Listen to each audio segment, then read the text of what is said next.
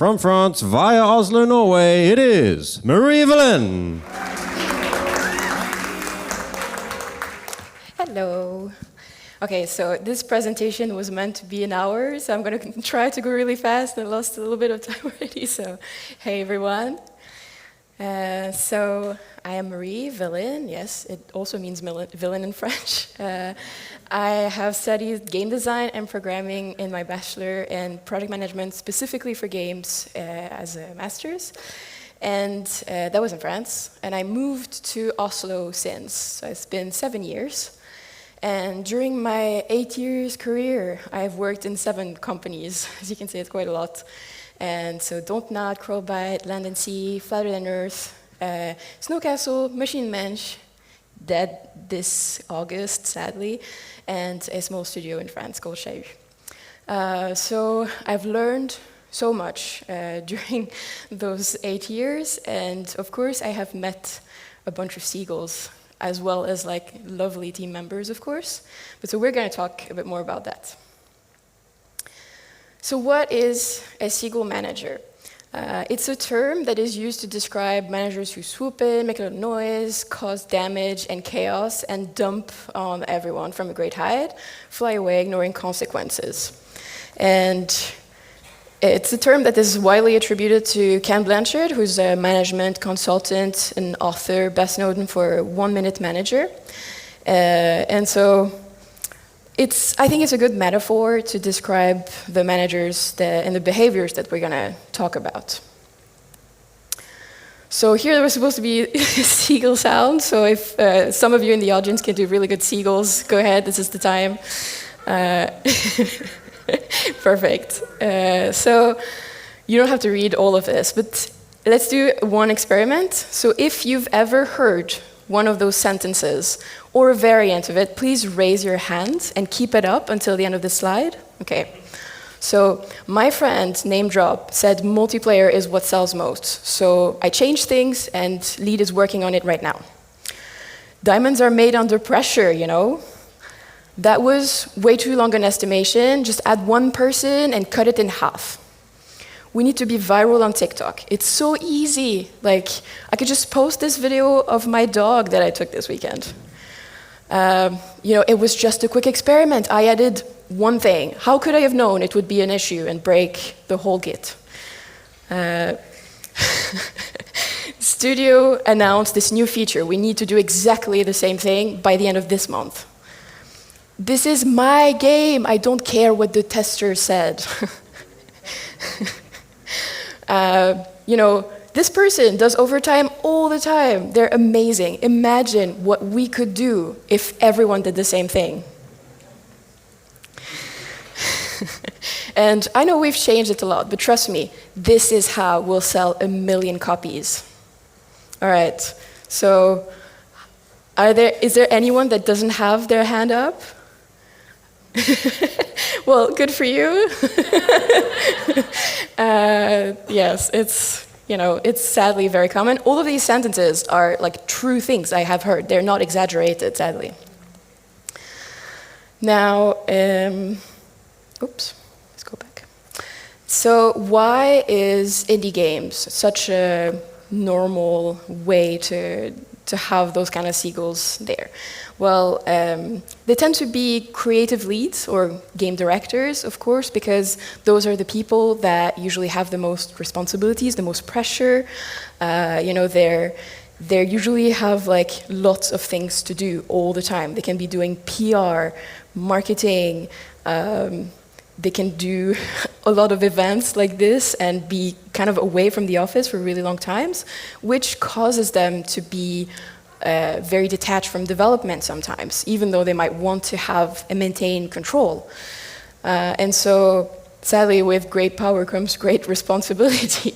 And if one person controls the budget, the creative direction, the hiring and firing, and those impulsive decisions, they can be extremely devastating, and no one will be able to do anything about it.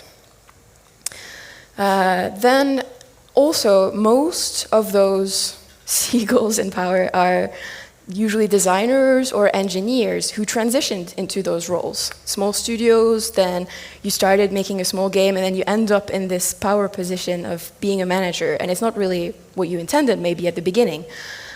So they might have, the default manager position of being impulsive and maybe micromanaging, and they might think that loud actions like Seagulls might be the effective way to do leadership. They also usually have a lot at stake. I've known many of those Seagulls that had like personal finance involved, and like maybe had families, kids, lots of which rely on their income and their studio and that game. So, it is hard to be fully pragmatic when you're in this much pressure. So I want to say, not all Seagulls, and like I don't think any manager wants to be a Seagull. So now we're going to do a little simulation. So these cards all represent just a little situation that a team and a manager could be in. So if someone wants to yell out a color, and I can fit that one. Green? All right. So let's do green. Ta-da! Okay, so green represents a situation where there are big conflicts in the team. People might feel like disrespected, and they might have even been insulted by the Seagull personally, or something like a key role has been working for weeks on something that turns out to be completely unusable.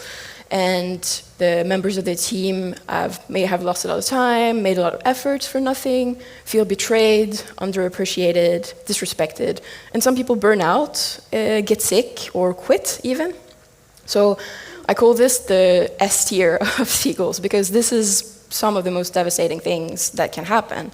They usually go behind people's backs. They pick the most powerful member of the team and ask them directly to do something without consulting the team, without checking their workload or anything, and usually without any consensus. So they might even do stuff themselves, which is really, really bad usually, because they probably didn't ask anyone else about this. And sometimes they criticize people behind their backs. So what do you do? Oops, actually, this is the wrong card.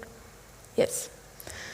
So I'll skip the other cards. If we have time at the end, we can maybe do the other ones, but you got the gist of it. Here are some of the things that you can do as a team to help with those Seagull behaviors.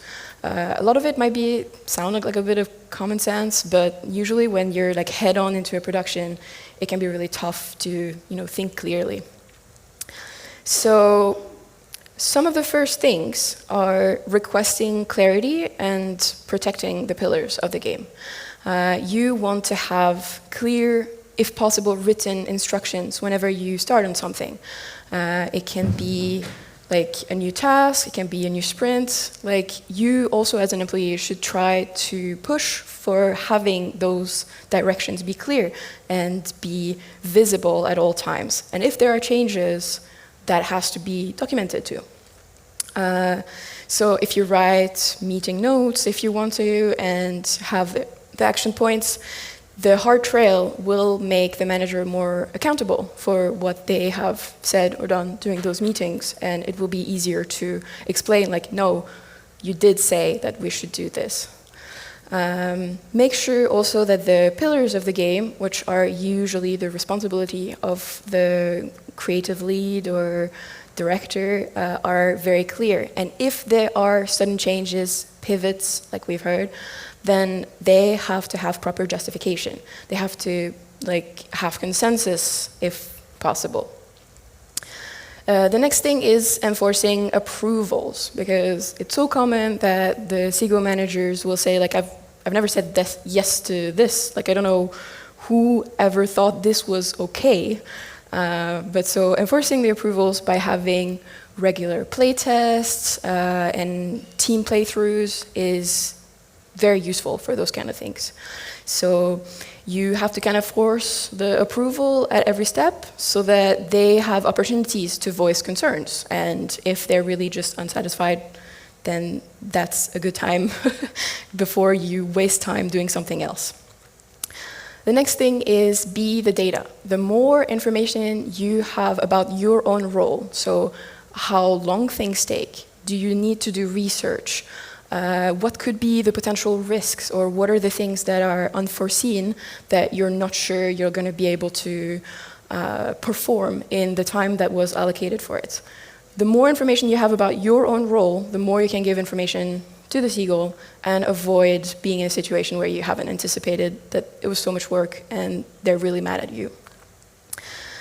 The next point is finding allies. So usually the rest of the team knows that there is something wrong with the Seagull. So find people that agree with you, and that are obviously struggling with those things too. The group will always be easier to, talk to the Seagull and try to get some things be done in better ways. Another thing is to observe. And this is the most questionable advice that I have here for you. It is to learn the Seagull's weaknesses. Some of them are very, vulnerable to flattery and praise. So sometimes just a nice compliment here and there can really help you. So yeah, just use that if you need. Another thing is to protect your boundaries. So this is where producers like me really come into play. Try to work with your producers to add more time. Make sure that there is buffer times. And if the Seagull is really kind of aggressive, they don't have to know exactly how long it takes you to do that task. Just make sure you have the buffer, because let's say they change opinions at the last minute, then you might still have the time to actually do something about it.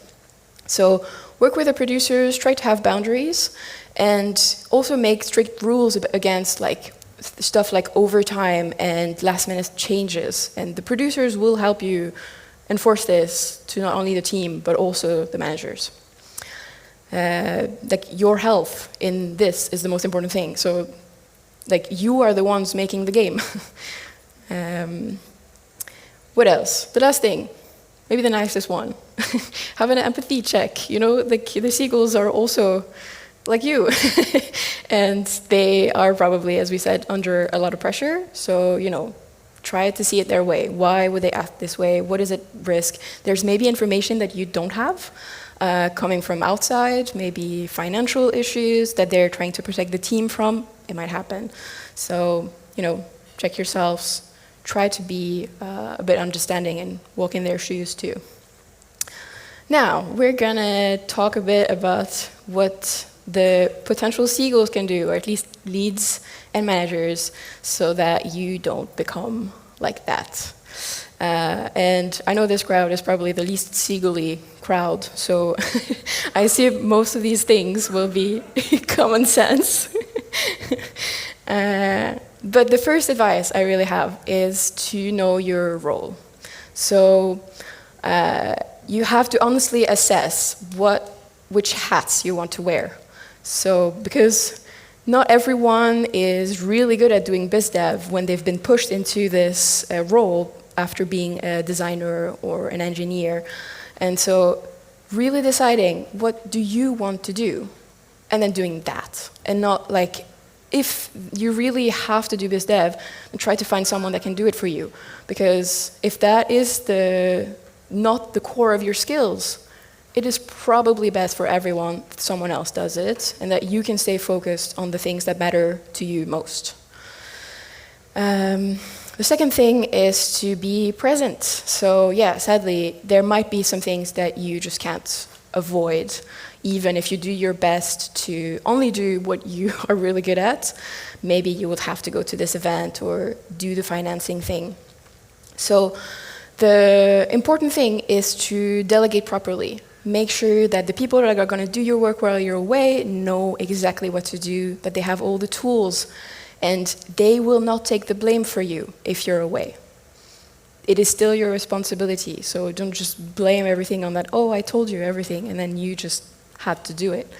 And when you're back, make sure to get the right information. It should not just come to you. Go fetch the things that you missed, and make sure that you have all the relevant info now. Another thing is to consult the experts. So, as we said, invest in learning. Those skills, management, leadership, project management maybe, they are skills. They usually do not come with a package of becoming a team leader or creative lead. So take also the time to learn about those things, and don't just assume that management and leadership just come with time and experience. There are lots of things that you can learn about to be a better manager to your team. And one of the most obvious things is, of course, to not impose, right? And you're here to support your team. They are probably the ones making the game. You probably are not able to do it all on your own. And you pick them. Most of the time, you pick those people. So just trust them, trust that they are also doing their best, that they will want to make the game as good as you do, and support that. The best way to build trust for your team is this simple sentence: say what you'll do and do what you say. It's very common sense, but just being very clear about what you are actually doing, which can be very foggy for lots of the teammates, especially if you have multiple roles, if you're away often, just say what you're doing. You are also part of the stand-up. I've seen many producers, managers that don't really say what they're doing day to day and just listen to the rest of the team. So it's nice to also, be part of the group and say what you're doing. So we talked about the investing in learning, and another thing that is really nice, and I've seen really great managers do that well, is to acknowledge efforts and reward the team in any ways possible. Whatever you invest in your team's well-being, it can be just a team outing, team building, like a dinner, something in a tough time. You might think, oh, this is really stressful, we just have to get this done this week, it's a really tough deadline. But one dinner, one nice time where you don't think about work and you're helping your team feel a bit better, it's an investment that will pay off. Most of the time, it will pay off. I know it sounds stressful, but take the time to reward and acknowledge the efforts of your team. And the last thing is to seek feedback. And the best managers I've met, they always ask, how am I doing? Is there anything you'd like me to do more or do less? And the best way to get those feedbacks is usually to do anonymous things. Because of course, when there are issues, and when you have some Seagull-y behaviors, it can be really hard to tell you or to say it in a way that might just not feel like just personal attacks, because even if you have a very strong opinion about your game and the rest of the team disagrees, it can be really hard. So make sure you have regular anonymous feedback rounds and get someone maybe external to get the information presented to you, and maybe gather the very strong opinions in there and see if they would like to discuss this with you directly, and take action after that. Don't just let it sit in a document somewhere. Now, there are, of course, situations where it gets really, really bad, and you just can't do anything about that. I have met managers that had mitigation, some external people coming to solve conflicts, and nothing really works.